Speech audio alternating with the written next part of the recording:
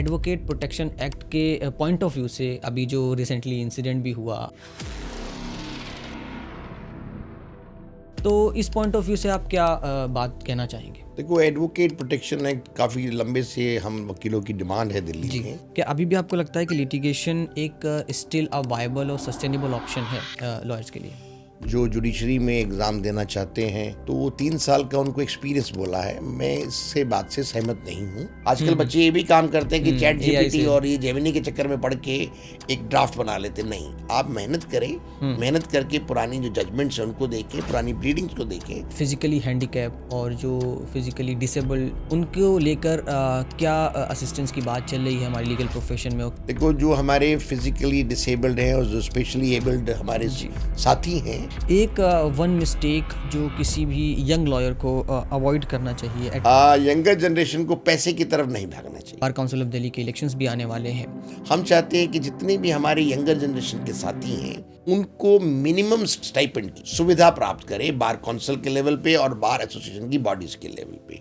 और क्योंकि अभी चुनाव आ रहा है तो मैं अगर मेरे साथियों ने मुझे अगर चुना इस बार बार काउंसिल में, तो मैं चाहूँगा कि हम दिल्ली में रेगुलर। हेलो एवरीवन, स्वागत है आपका हमारे इस स्पेशल पॉडकास्ट में। आज हमारे साथ एक ऐसे मेहमान हैं जो कि इस नोबल प्रोफेशन यानी हमारी लीगल फ्रेटर्निटी में काफ़ी सालों से सर्व कर रहे हैं और काम भी कर रहे हैं। आपका एक्सपीरियंस दिल्ली में भी काफ़ी अच्छा है, आपको सिस्टम की नॉलेज भी है ग्राउंड लेवल से अप लेवल तक। आज हमारे साथ जो मेहमान हैं उनका नाम है एडवोकेट मिस्टर सुरेंद्र चौहान जी। स्वागत है सर आपका। नमस्कार। बहुत बहुत शुक्रिया आपका टाइम देने के लिए। कैसे हैं आप? बहुत बढ़िया, आप सुनाइए।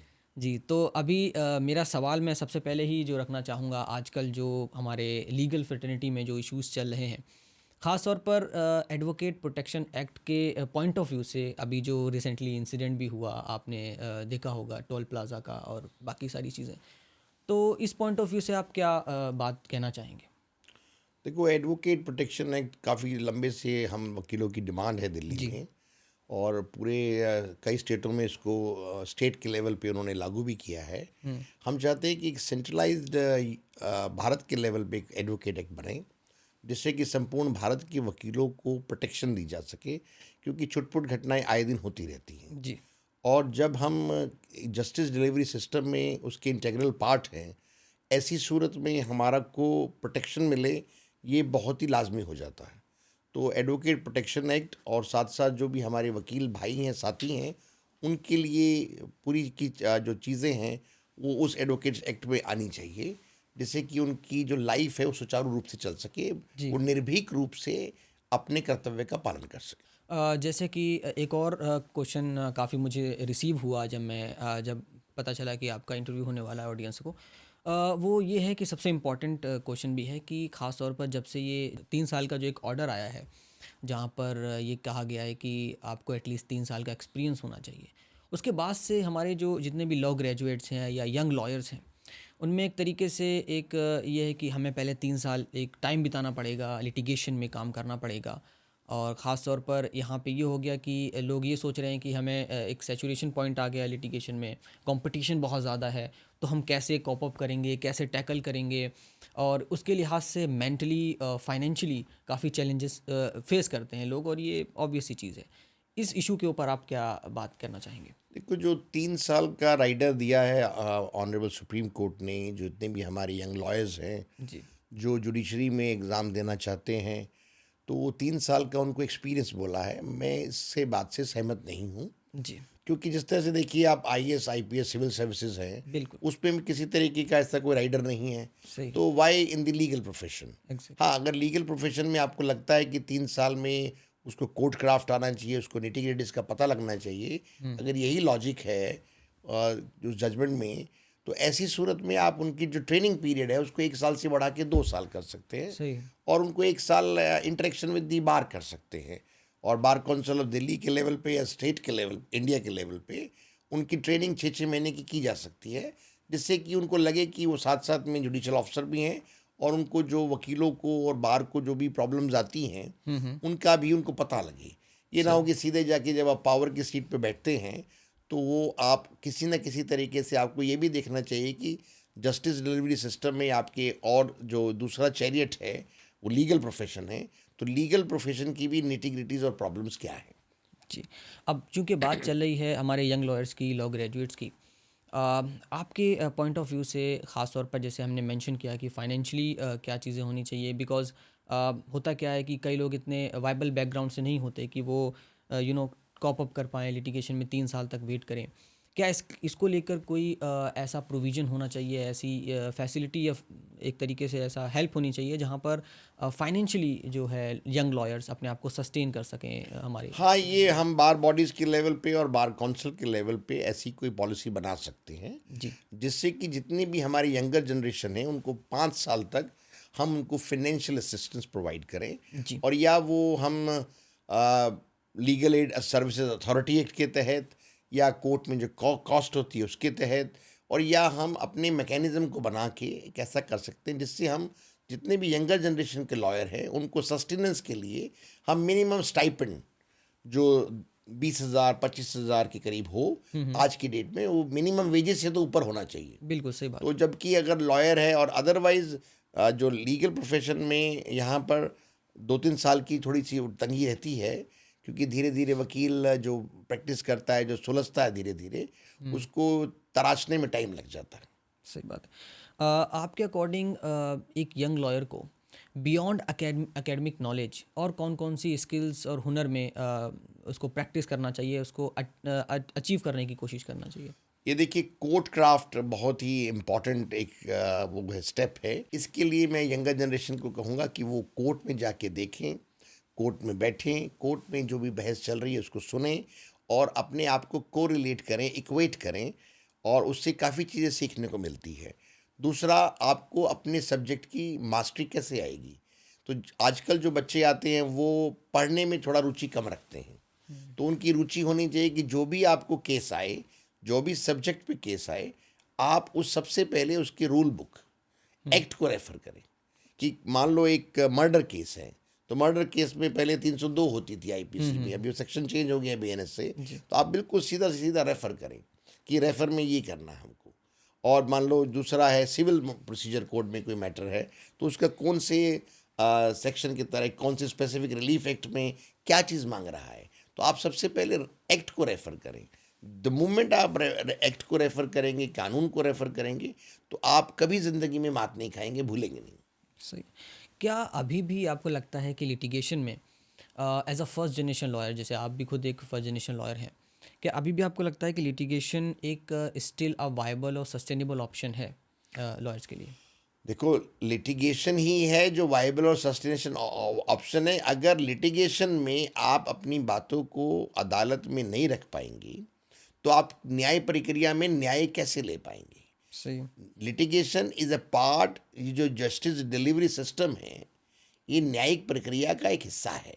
एग्ज़ैक्टली। अगर आप अपनी बात को कानून के मार्फत अगर नहीं रख पाएंगे अदालत में, तो न्याय कैसे मिलेगा। जिस तरीके से देखा जाए अभी सोशल मीडिया का दौर है, डिजिटल इंडिया का ज़माना है, जिस तरीके से लॉयर्स और लीगल अवेयरनेस पे काम हो रहा है, आपने क्योंकि अपने विज़न डॉक्यूमेंट में भी, बिकॉज़ आप कंटेस्ट भी कर रहे हैं आने वाले टाइम में इलेक्शंस पे और इन इश्यूज़ पे, आपने विज़न डॉक्यूमेंट में भी आर्टिफिशियल इंटेलिजेंस के बारे में बात किया है। तो ये क्या चीज़ है और किस तरीके से ये असिस्ट करेगी हमारे लीगल प्रोफेशन में? देखो, आर्टिफिशियल इंटेलिजेंस का जो पॉजिटिव साइड है, जी, वो पॉजिटिव साइड है कि हम रिसर्च वर्क में उसका यूज़ कर सकते हैं। जितनी भी आजकल जो जजमेंट है पिछले 77 सालों में, आपने देखा होगा कि law on each subject is almost settled. और अगर आप रिसर्च वर्क करें तो आपको दिखेगा कि ज़्यादातर कानून हर विषय पर बिल्कुल सजग रूप से सेटल हो चुका है। और आप अगर रिसर्च वर्क के लाएं और कोर्ट में उसको यूटिलाइज करें, तो आपको न्याय प्रक्रिया में सहायता मिलती है। आप अपनी बात को ताकत के रूप से कह सकते हैं, और आर्टिफिशियल इंटेलिजेंस का हम यूज़ कर सकते हैं आने वाली न्यायिक प्रणाली में। हम उसको और अच्छे तरीके से अव्वल दर्जे से ला सकते हैं, ताकि जिससे कि हमको डिजिटाइजेशन जो हमारा रिकॉर्ड है वो मेंटेन रहे। दूसरा, हम कोई भी जो चीज़ें हैं, पुरानी जजमेंट्स में किसी ने क्या कहा था, उस जजमेंट में क्या है, इस सब्जेक्ट में क्या है, उसको कंपाइल करके हम उसको आगे यूज़ कर सकते हैं पॉजिटिव साइड में। सही। अच्छा, एक इशू जो काफ़ी अभी भी अराइज़ हो रहा है, ख़ास तौर पर फिज़िकली हैंडीकैप और जो फिज़िकली डिसेबल किसी भी तरीके से जो लोग हैं, उनको लेकर क्या असिस्टेंस की बात चल रही है हमारे लीगल प्रोफ़ेशन में और क्या उनको हम असिस्टेंस दे सकते हैं? देखो, जो हमारे फिजिकली डिसेबल्ड हैं और जो स्पेशली एबल्ड हमारे जी, साथी हैं, उनके लिए हमारी जो बार बॉडीज़ हैं और जो हमारी बार काउंसिल ऑफ दिल्ली है, जी, उसके लेवल पे काफ़ी ज़्यादा काम किए जा सकते हैं। हम उनके लिए जो एनेक्स्ड बार्स हैं, हमारे जो एरियाज़ हैं, हुँ, वहाँ पर उनके लिए सेपरेट हम बार रूम बना सकते हैं। उनके लिए वहाँ पर आजकल वीडियो कॉन्फ्रेंसिंग है, उनको फ्री वीसी, वाईफाई सिस्टम दे के वहाँ पर वो कर सकते हैं। दूसरा, उनकी फाइनेंशियल एड के लिए एक कॉर्पस इकट्ठा किया जा सकता है, जिससे कि उनको स्टार्टिंग में उनको परेशानी ना हो। और हमारे काफ़ी सारे साथी, अभी एक हमारे सीनियर डेजिग्नेट हुए हैं जी, हाई कोर्ट में दिल्ली में, वो काफ़ी लंबे से काम कर रहे थे, वकालत कर रहे थे, और वो ब्लाइंड है, उनका विज़न नहीं है। ओह! उसके बावजूद भी वो सक्सेसफुल लॉयर है और डेजिग्नेटेड सीनियर है हमारे दिल्ली हाई कोर्ट में। तो ऐसा नहीं है कि हमारे जो स्पेशली एबल्ड हैं और फिजिकली हैंडीकैप्ड हैं, उन साथियों की हम मदद की जा सकती है। अच्छा, एक ऐसा कोई चेंज जो आप हमारे कोर्ट रूम कल्चर में देखना चाहते हैं? कोर्ट रूम कल्चर में जो मेरा जो सोच है, पिछले जी, 27 सालों में मैंने देखा है, हालांकि जो हमारी नई नई अदालतें अभी बन के आई हैं, उसमें सब चीज़ें हैं। एक सफाई का थोड़ा सा ज़्यादा हमको ध्यान रखना पड़ेगा। दूसरा, खाने की जो हमारी जो काउंटर्स हैं, जो हमारी कैंटीन्स हैं और जो हमारे कैफेटेरियाज़ हैं, उनको अच्छा तरीके से बनाया जाए। नीट एंड क्लीन, हाइजीनिक, हमारे सब्सिडाइज रेट पे हमारे साथियों को चीज़ें वहाँ पर मुहैया कराई जाए। एक वन मिस्टेक जो किसी भी यंग लॉयर को अवॉइड करना चाहिए एट ऑल कॉस्ट अगर उसे हमारे लीगल प्रोफ़ेशन में सक्सीड करना है तो? यंगर जनरेशन को पैसे की तरफ नहीं भागना चाहिए।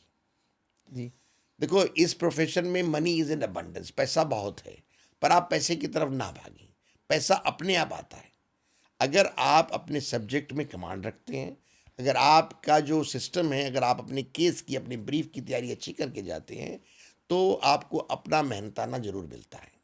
तो जी। आपको पेशेंस रखनी चाहिए, आपको पैसे की तरफ नहीं भागना चाहिए। तो जैसे कि आप लॉ में काफ़ी सालों से हैं, तो मेरा आपसे एक इंटरेस्टिंग सवाल ये है कि अगर लॉ नहीं तो फिर आप क्या प्रोफ़ेशन चूज़ करते? If not law then what?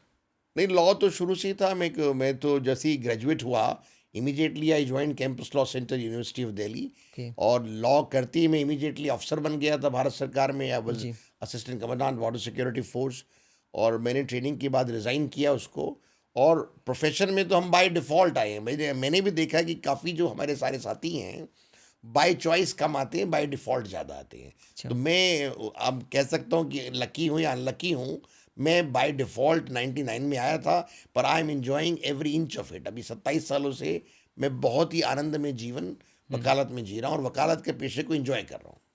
अच्छा, लीगल प्रोफेशन में हमारे आप के अकॉर्डिंग अभी क्योंकि आने वाले समय में हमारे बार काउंसिल ऑफ दिल्ली के इलेक्शंस भी आने वाले हैं और ये टाइम भी है कि हम उन प्रेसिंग इश्यूज़ को उठाएं जो मोस्ट इम्पॉर्टेंट है या मोस्ट अर्जेंट है। आपके अकॉर्डिंग क्या अर्जेंट रिफॉर्म्स हैं जो अकॉर्डिंग टू बार काउंसिल की तरफ से भी या हम कलेक्टिवली भी इसको उठा सकते हैं जो रिक्वायर्ड है हमारे लीगल प्रोफेशन में? लीगल प्रोफेशन में दिल्ली में जो रिक्वायर्ड है, जी, जी, दिल्ली की एग्जैक्टली। रिक्वायरमेंट की मैं बात करूंगा। दिल्ली में सबसे जो ज्वलंत मुद्दा है, वो दिल्ली में हमारी अदालतों की पिक्यूनरी ज्यूरिसडिक्शन है। जी, पिक्यूनरी ज्यूरिसडिक्शन में आज, पहले काफ़ी लंबी लड़ाई लड़ी थी, पहले 20 लाख तक की होती थी, वो 2 करोड़ हुई थी। अब वो हम चाहते हैं कि 2 करोड़ से 20 करोड़ तक जाए। जैसे स्टेट्स में है अनलिमिटेड ज्यूरिसडिक्शन, दिल्ली में हमारे we have the best of the best judicial officers. तो यस, हम दिल्ली में 2 करोड़ तक क्यों सीमित रहे? अच्छा काम आएगा 20 करोड़ तक की जो डिस्ट्रिक्ट जज की हमारी हो, और जो हमारे सिविल जजेस हैं, उनकी जो पिक्यूनरी जुरिसडिक्शन है वो 3 लाख से 50 लाख तक हो, ताकि अच्छा हम जस्टिस डिलीवरी सिस्टम, जिसको कहते हैं जस्टिस एट डोर स्टेप, तो न्यायालय में आते ही उसको न्याय मिल सके। एक चीज़ ये है। जी, दूसरा, हम चाहते हैं कि जितने भी हमारे यंगर जनरेशन के साथी हैं, उनको मिनिमम स्टाइपेंड की सुविधा प्राप्त करें, बार काउंसिल के लेवल पे और बार एसोसिएशन की बॉडीज़ के लेवल पे। तीसरा, जितनी भी हमारी महिला साथी हैं, जी, उनके लिए हम अच्छी क्रच की सुविधा दें अपने कोर्ट कॉम्प्लेक्सेस में, ताकि वो अपने परिवार के साथ, अपने जो छोटे बच्चे हैं, उनको भी कोर्ट में ला सकते हैं। जो वर्किंग वुमेन्स हैं, हमारे फेलो कलीग्स हैं, जी, जी, वो आ सकती हैं। चौथा, अच्छी कैफेटेरिया और अच्छी लाइब्रेरी का हम निर्माण करें, जिससे कि डिजिटल उसमें जो अच्छे अच्छे लीगल जो है अपने जो मैनुअल्स हैं बिल्कुल, वो आपको एसएससी ऑनलाइन है, आपके मनु पात्रा मधु है, पात्रा है। अच्छे अच्छे जो रिसर्च इंजन्स हैं वो आपको वहाँ पर मिले फ्री ऑफ कॉस्ट, और सब्सिडाइज रेट पे वो प्रिंटिंग मशीन्स लगें। आजकल कुछ कोर्टों में प्रिंटिंग मशीन लगाई है इन्होंने, वो हर कोर्टों में लगनी चाहिए। क्या आपके अकॉर्डिंग कोई एक स्ट्रक्चर्ड मेंटरशिप प्रोग्राम होना चाहिए यंग लॉयर्स को, because they are in dilemma कि किस तरफ कैसे करें, क्या गाइडेंस करें इसको यस, लेकर? वो मेरी एक सोच है और मैं जी, काफ़ी लंबे अरसे से लगा हुआ था, इस डिमांड भी है। जी, और क्योंकि अभी चुनाव आ रहा है तो मैं अगर मेरे साथियों ने मुझे अगर चुना इस बार बार कौंसिल में, तो जी, मैं चाहूँगा कि हम दिल्ली में रेगुलर इंटरवल्स पे बार कौंसिल ऑफ दिल्ली के लेवल पे रेगुलर एक इंटरेक्शन, जजेस इंटरेक्शन, सीनियर लॉयर्स का इंटरेक्शन, एक लेक्चर सीरीज स्टार्ट करें। हमारे एक सीनियर्स थे पहले अपना कैलाश गंभीर जी, जस्टिस, बाद में जस्टिस बने दिल्ली हाई जी, कोर्ट जी। के। उन्होंने एक दिल्ली हाई कोर्ट में एक लेक्चर सीरीज स्टार्ट किया था, वो रुक गया। तो यंगर जनरेशन के लेवल पे हम जिला स्तर पर हर जगह जगह हम ये लेक्चर सीरीज स्टार्ट करें, जिससे कि उनको एक कोर्ट क्राफ्ट की नॉलेज हो, जिससे कि उनको लॉ में नॉलेज मिले और उनकी नॉलेज इनहेंस हो। अच्छा, ये देखा जाता है कि एक ये भी एक कंटेंशन है या इशू है कि giving young lawyers an opportunity कि वो उन्हें एक्सपोजर मिले, ख़ास तौर पर जब वो लीगल प्रोफेशन में इनिशियली आए हैं। तो इसको लेकर आप क्या कहना चाहेंगे कि? देखो, वकील जब नया नया वकील बन के आता है तो उसको परेशानी तो आती है, और बड़ा जो यंगर जनरेशन के लॉयर हैं उनको बड़ा क्रूशियल टाइम लगता है, और कभी कभी उनको बड़ा क्या कहते हैं कमजोरी भी लगती होगी कि भाई कहाँ फंस गए। तो ऐसा नहीं है, फंसने वाला काम नहीं है। अगर आप मन लगा कर पढ़ेंगे, अपनी ब्रीफ को तैयार करेंगे, तो sky is the limit, one. दूसरा, जो यंगर जनरेशन के साथी हैं हम, उनको जितने भी हमारे सीनियर साथी हैं और हमारी जो बार बॉडीज़ है, उनको एनकरेज करें। जी, एनकरेज करके जब आप उनको एनकरेजमेंट देते हैं, उनको और शाबाशी देते हैं, तो वो अच्छा रिजल्ट लाते हैं।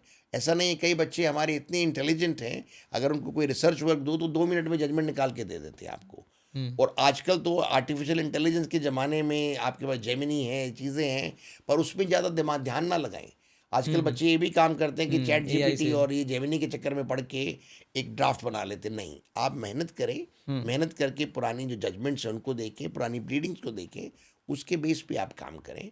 आप आर्टिफिशियल इंटेलिजेंस का सहारा लें, पर उस सहारे को पूरा विश्वास ना करें, जब तक कि आप अपने आँखों से जजमेंट को ना पढ़ें, कानून को ना पढ़ें, कानून की व्याख्या को ना पढ़ें। अच्छा, क्या आपको लगता है कि आज के टाइम पे जो हमारा लीगल एजुकेशन है, वो कितना मैच करता है हमारे कोर्ट रूम रियलिटी से, या फिर इसको लेकर कोई क्या एजुकेशनल गैप है जो इसको कम होना चाहिए? एजुकेशन के स्तर पर थोड़ी सी हल्की सी एक शिक्षा के स्तर पर थोड़ी सी एक सिलेबस में गिरावट आई है। जी। एक तो जो इन्होंने इंटर्नशिप प्रोग्राम्स रखे हैं, वो इंटर्नशिप प्रोग्राम्स केवल और केवल करिकुलम में रख दिया है कि आप जाके कोर्ट में देखें। वो ऐसा नहीं होना चाहिए। जो इंटर्नशिप प्रोग्राम है वो फाइनल ईयर में, आजकल बच्चे से फर्स्ट सेकंड थर्ड ईयर में भी उनको भेजने लगे हैं, हुँ, नहीं। हुँ, हुँ। फाइनल ईयर में जो लास्ट के उनके 2-3 महीने हैं, जब उनकी प्लेसमेंट टाइप का टाइम आए, उस समय उनको आप 2 महीने का एक करिकुलम रखें, और जिससे इंटर्नशिप में उनको आप वो प्रोत्साहित करें, और इंटर्नशिप में उनको जो एक्सपोजर मिलता है कोर्ट क्राफ्ट का, वो उनको एक्सपोजर से पता लगता है कि जो हम पढ़ाई कर रहे हैं अपना कॉलेज में, इंस्टीट्यूशन में, उससे बिल्कुल डिफरेंट है कोर्ट क्राफ्ट। और जी। कोर्ट क्राफ्ट के लिए रेगुलर जैसे जुडिशियल एकेडमी हैं, जैसे हमारी पुलिस एकेडमी है, मैं चाहता हूं कि बार काउंसिल ऑफ दिल्ली के लेवल पे हम भी एक ऐसी मैकेनिज्म तैयार करें, जिससे कि हम रेगुलर इंटरवल्स पे जितने भी यंगर जनरेशन के हमारे साथी हैं, उनको हम कोर्ट क्राफ्ट, प्लीडिंग्स, ड्राफ्टिंग में तैयार कर सकें, और एक इंटरेक्शन करके एक लेक्चर सीरीज तैयार करके उनको हम आगे की तरफ बढ़ा सकें। एट लास्ट मैं आपसे यही पूछना चाहूँगा, बिकॉज़ इलेक्शंस आने वाले हैं बार काउंसिल ऑफ दिल्ली का। फिर उसके बाद अभी इसको लेकर कई सारे इश्यूज़ भी होंगे। ओवरऑल पूरी तरीके से आप जो 2-3 बातें हैं वो लास्ट में हमारी ऑडियंस को क्या रखना चाहेंगे? देखो, बार कौंसिल ऑफ दिल्ली का चुनाव आ रहा है, ये बहुत ही महत्वपूर्ण चुनाव है, और ये पूरी दिल्ली का हमारे 98,300 साथी इस बार इसमें चुनाव अपना वोटिंग एक्सरसाइज करने जा रहे हैं। मेरी सभी से करबद्ध प्रार्थना है कि मैं भी उसमें एक उम्मीदवार हूँ, मेरा बैलेट नंबर 68 है। पिछले 27 सालों में आप सभी साथियों ने मेरा काम देखा है। मैं दिल्ली बार एसोसिएशन का एडिशनल सेक्रेटरी सिविल रहा 2006 से 2008 तक, और जितने भी मेरे साथी हैं वकील समुदाय से, जो 30,000 ही से ज़्यादातर जुड़े हुए हैं, दिल्ली बार एसोसिएशन से जुड़े हुए हैं, दिल्ली हाई कोर्ट से जुड़े हैं, रोहिणी कोर्ट से जुड़े हैं, पटियाला हाउस से जुड़े हैं, कड़कड़डूमा कोर्ट से जुड़े हैं, रोहिणी कोर्ट, द्वारका कोर्ट से जुड़े हैं, उन सब ने मेरा काम देखा है। और साथ साथ यंगर जनरेशन को मैं रिक्वेस्ट करना चाहूँगा कि आप के लिए मैं आपका ही हिस्सा हूँ, क्योंकि मैं भी फर्स्ट जनरेशन लॉयर हूँ, और आप लोगों से अपेक्षा करता हूँ कि इस चुनाव में आप मुझे अपना प्रथम या सर्वोत्तम मत की अपेक्षा करता हूँ, ताकि मैं आप लोगों के लिए काम कर सकूँ। सर एक और चीज़ ये है कि आप जैसे इलेक्शंस में कैंपेन कर रहे हैं और इस पे काम भी कर रहे हैं, कई इश्यूज़ के ऊपर आप सर्व भी कर रहे हैं हमारी लीगल फ्रेटर्निटी में। आपके साथ कौन-कौन आपकी टीम में जुड़े हुए हैं? हाँ, वे अच्छा सवाल किया है। मेरी एक पूरी टीम है, मेरे साथी, क्योंकि देखो बिना टीम के आप आगे नहीं बढ़ सकते। तो ये पूरा टीम कैंपेन कर रही है। मेरे साथी हैं, सुशील कुमार गर्ग हैं, अभिनव सिंह हैं, सरबजीत सिंह विर्क है, ओंकार सिंह सानी हैं, कशिका कपूर है, और अपना ईशा खान है, अ, हुमा सैफ़ी है, सुधा आर्या है, प्राची चौरसिया है, और मेरे काफ़ी सारे साथी हैं। गुरदयाल सिंह संधू मेरे भाई हैं बड़े, और मेरी बिटिया है, धर्मपत्नी है। सारे साथी हम सब टीम में काम कर रहे हैं, और काफ़ी सारे साथियों का हमको समर्थन भी मिल रहा है। एक हमारी यंगर जनरेशन में हमारे दोस्त हैं, गौरव सिंह, वो हमारा चुनाव भी लड़े थे, वो भी काफ़ी पुरजोर तरीके से हमारी मदद कर रहे हैं, और सभी साथी मदद कर रहे हैं। दिल्ली में अपने स्तर पर अपने साथियों से सबसे रिक्वेस्ट कर रहे हैं कि प्रैक्टिसिंग लॉयर्स इस बार कौंसिल में आएँ, और ताकि लोगों की जो आम ज़रूरतें हैं, जी। जो प्रैक्टिसिंग लॉयर्स हैं, उनको जो परेशानियाँ आ रही हैं, उनको समझने वाला व्यक्ति ही उनका नेतृत्व करे। चलिए, thank you so much for giving your time. Thank you very much. Thank thank you. You very